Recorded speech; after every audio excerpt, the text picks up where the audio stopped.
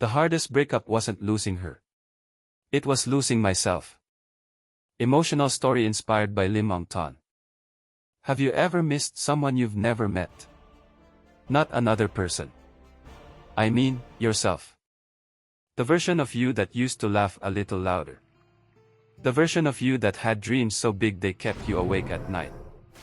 The version of you that looked at tomorrow and felt excited about what was coming. Have you ever sat quietly and wondered, when did I become this person? Because I have.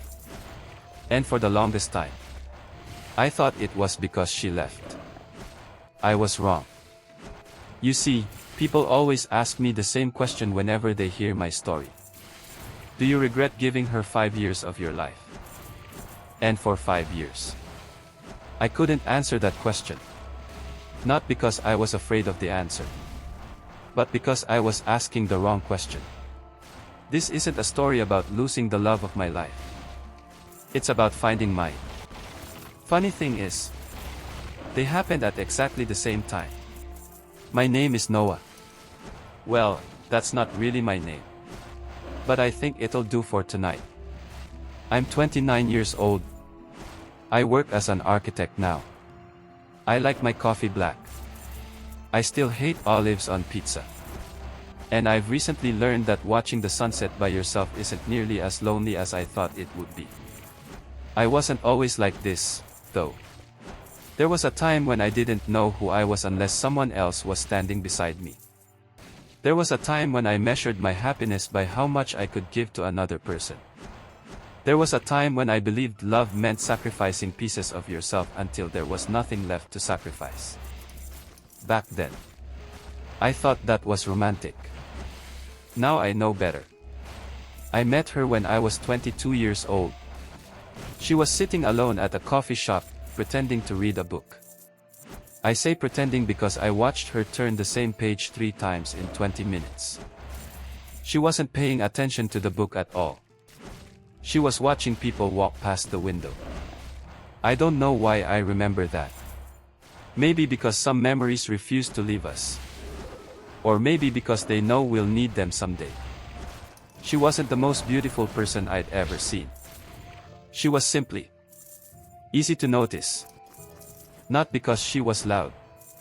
Quite the opposite. She smiled whenever old couples walked past her table. She thanked the waiter twice after he accidentally spilled water beside her chair. And when she laughed with her entire face. I don't think I fell in love with her that day. I think I just became curious. We started talking because I accidentally left my wallet at the counter and she ran outside to return it to me. Well, I'd like to tell you that's what happened. The truth is much more embarrassing. I forgot my umbrella. She forgot hers too. It started raining. And 2 stubborn strangers spent almost 20 minutes pretending they weren't waiting for the rain to stop. Life is funny sometimes. You spend years looking for extraordinary moments, only to realize the ones that change your life usually feel painfully ordinary. The first thing she ever asked me was, if money wasn't a problem, what would you do for the rest of your life? No, what's your favorite color? No, what's your favorite movie? Just that. I still remember my answer. I'd probably spend my life drawing buildings nobody asked me to design. She laughed. Then she asked me why. And I remember saying, because I think beautiful things deserve to exist even when nobody notices them. She became strangely quiet after that. What about you? I asked. She smiled before answering. I'd spend my life making people smile. I laughed and told her that wasn't a real job. She laughed too and said, who said life has to make money to matter? I didn't know it then. But that would become one of my favorite things about her. She saw meaning in places most people would never think to look. The following months felt effortless. We'd stay at coffee shops until they closed. We'd talk about the lives we wanted to live before we ever talked about becoming a couple. She knew my dreams before she knew my favorite food. And I knew her fears before I knew her birthday. We weren't trying to become someone's everything. We were simply becoming two people who loved existing in the same place at the same time. Looking back, I think that's why it hurts remembering those days. Not because they were perfect, but because they were honest. If I could go back in time and tell my 22-year-old self one thing, it wouldn't be to love her less. It would simply be this: don't forget to keep loving yourself, too. Because somewhere in the next 5 years, you're going to become so good at loving another person that you'll slowly forget how to love the man looking back at you in the mirror.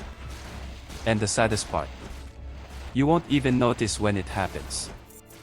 People like to say that love changes you. I think they're right. What they don't tell you is that not all change happens loudly. Sometimes, it happens in the smallest moments imaginable. You stop ordering your favorite food because they don't like it. You stop listening to certain songs because they remind them of bad memories. You stop taking opportunities because they aren't part of the future you've started imagining together. And before you know it, those small things begin to pile up. No single sacrifice ever feels big enough to notice. That's why they're so dangerous.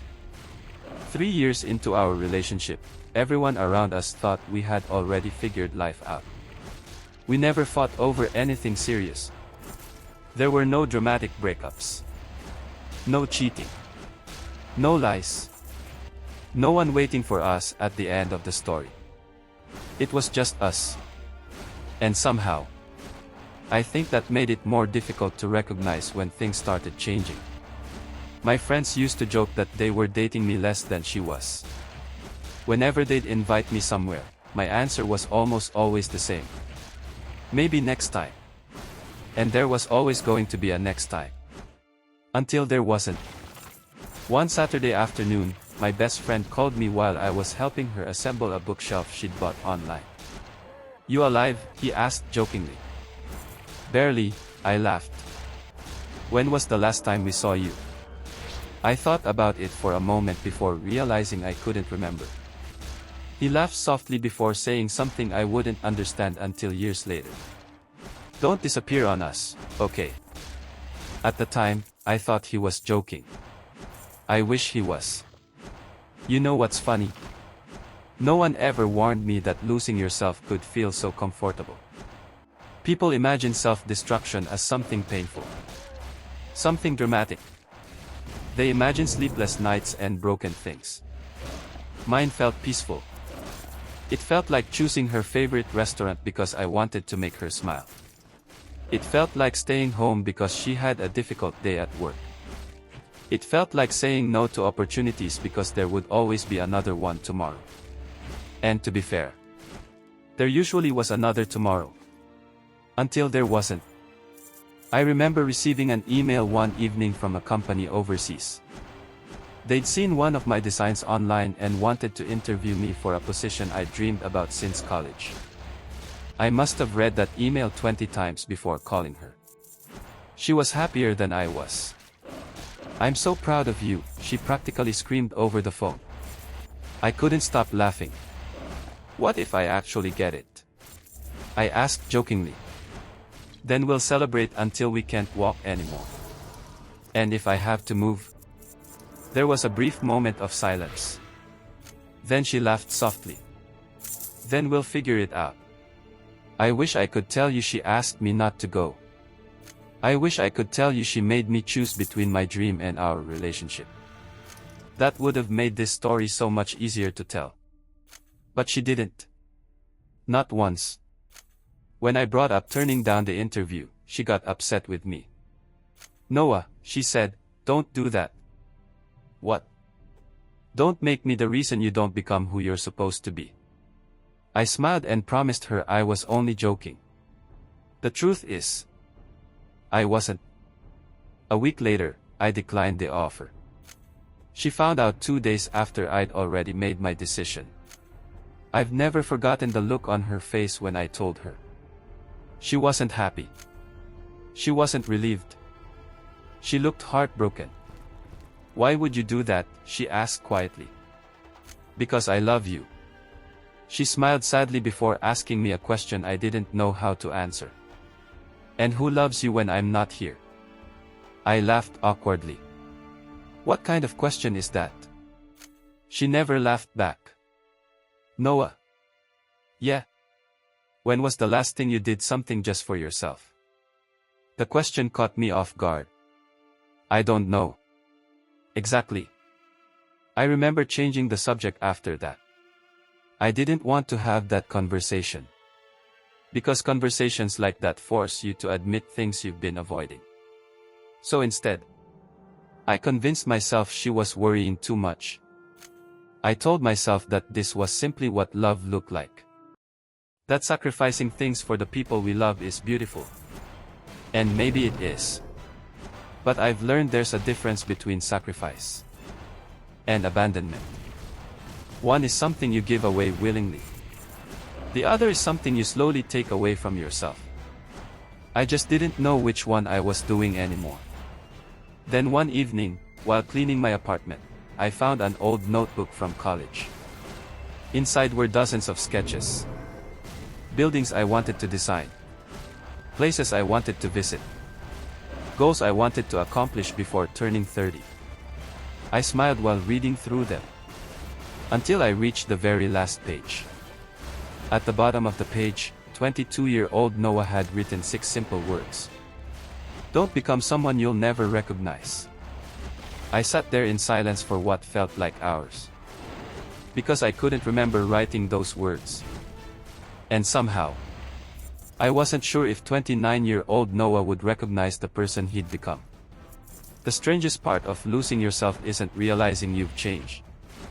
It's realizing you can't remember when it happened. And for the first time in years, I found myself wondering if I'd spent 5 years loving another person, while forgetting to love myself. I wish I could tell you that finding that notebook changed everything overnight. It didn't. Life rarely gives us grand moments of realization. Sometimes, it simply leaves a door open and waits for us to decide whether we're brave enough to walk through it. For months, I pretended nothing had changed. I went to work. I made dinner with her. I laughed at the same jokes we'd been laughing at for years. Everything was exactly the same. At least, that's what I kept telling myself. Then one evening, while we were having dinner at our favorite restaurant, she asked me a question that completely caught me off guard. If you could meet 22-year-old Noah right now, what do you think he'd say about you? I laughed. Probably that I look older. She smiled. No. I took a moment to think about it. He'd probably be happy, I answered. Would he? There wasn't an ounce of judgment in her voice. What makes you ask? I replied. She smiled softly before looking down at her coffee. Because I don't think I've seen you excited about anything in a very long time. I didn't know what to say. It's just part of growing up. Noah. She interrupted gently. Growing up and giving up aren't the same thing. Those words stayed with me for weeks. Growing up and giving up aren't the same thing. Somewhere along the way, I'd started believing they were. I stopped dreaming because I thought I was becoming more mature. I stopped drawing because I thought I was becoming more responsible. I stopped choosing myself because I thought that was what loving another person was supposed to look like. I thought I was growing. The truth was, I was simply disappearing. The hardest part about hearing the truth isn't accepting that it's real. It's accepting that the people who love you saw it long before you did. One rainy evening, she came over carrying a small box I'd never seen before. What's this? I asked. She smiled as she handed it to me. Open it. Inside were dozens of things I'd completely forgotten about. My old sketchbook. The movie ticket from our first date. A photograph of me laughing while covered in paint during my first architecture competition. My college ID.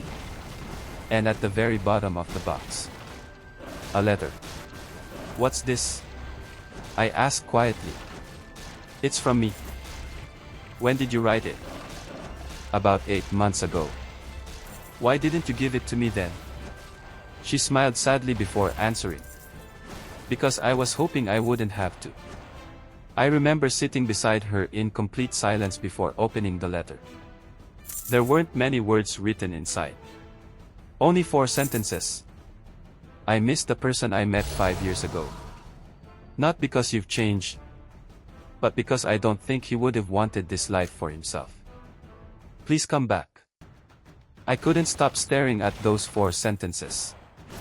And for the first time in our relationship, I cried in front of her. Not because she wanted to leave. Not because we were fighting. I cried because I realized she wasn't asking me to become someone new. She was asking me to become myself again. Funny thing is, people assume heartbreak only happens when someone leaves. Sometimes heartbreak happens when you realize you've been leaving yourself behind for years. Over the following months, I started drawing again. At first, it was only 10 minutes before bed. Then 30. Then an hour. I started meeting my friends again. I began saying yes to opportunities I'd been saying no to for years. Slowly, life began feeling like something I was participating in again instead of simply watching happen around me. For the first time in a very long time, I was happy. And strangely enough, so was she. People might hear this story and expect me to tell them we lived happily ever after. That we got married and built the beautiful future we'd always talked about. Life doesn't always give us endings like that. About 6 months later, we sat together on a park bench and had the most difficult conversation of our lives. She was accepted into a graduate program overseas. The kind she'd been dreaming about since before we'd met. You should go, I told her immediately. What if I don't want to? I laughed softly. You've spent 5 years teaching me how to stop abandoning myself. I looked over at her and smiled. It would be pretty unfair if I let you do the same thing. She laughed through her tears before resting her head on my shoulder. You've changed, she whispered. No. For the very first time in years, I could answer honestly. I finally came back. We didn't break up because we stopped loving each other. We simply grew into 2 people walking toward different dreams. And perhaps that's what made letting go so difficult. There was no villain in our story. No betrayal. No anger. Only love. And sometimes, that's what hurts the most. She left 2 months later. I watched her walk through the airport gates with tears in her eyes and dreams in her hands. And for the first time in my life, I wasn't watching someone take pieces of me away. I was watching someone I loved become the person she was always meant to be. I smiled the entire drive home. Then cried for 3 hours afterward. Healing is funny like that. Years passed. Life happened quietly. And eventually, I became someone I was proud of meeting every morning in the mirror. Remember that question people always ask me. Do you regret giving her 5 years of your life? I finally have an answer now. No. Not even for a second. Because she didn't take 5 years away from me. She gave them back. She taught me that love shouldn't require you to disappear. That sacrificing yourself and loving someone are not the same thing. And most importantly, she taught me that choosing yourself isn't selfish. It's necessary. For the longest time, I thought this story was about losing someone I love. I know better now. This story was never about losing her. It was about finding me. Sometimes, I wonder what 22-year-old Noah would say if he met me today. I'd like to think he'd smile. Maybe he'd laugh at how much older I look. Maybe he'd make fun of the gray hairs I've started finding. But I think before he left, he'd probably say something simple. I'm glad you stayed. And I think that's all I would have ever needed to hear. So if you've been listening tonight while quietly grieving the person you used to be, I hope you know this. You are allowed to come back. You are allowed to dream again. You are allowed to become your favorite person once more. And no matter how many years it takes, it's never too late to find your way home. Especially when home has always been you.